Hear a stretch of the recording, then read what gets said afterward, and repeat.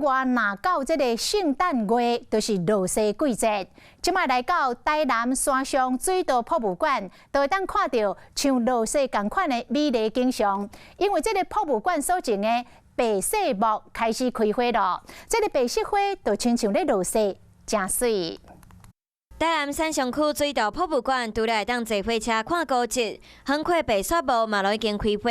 真适合带许大人和囡仔来欣赏。圣诞白雪是水稻博物馆每年冬季的重头戏，它的位置大概在票口进来右手边这个花园区的小径，那沿着一整条小径都有种植。白雪幕除了会当让民众来翕相，若到现场，阁会当闻到花香。第二头的脚欣赏像白雪同款的白雪幕花海，实在是真好的体验。那因为它的名字叫圣诞白雪，原因就是因为它的花季大概在圣诞节前后，所以说我们预估这一整个冬季从12月一直到过年期间都是可以欣赏到的。 水稻博物馆有丰富的自然生态，伫无同的季节会有无同的花，欢迎民众有闲会当来到这感受大自然的水。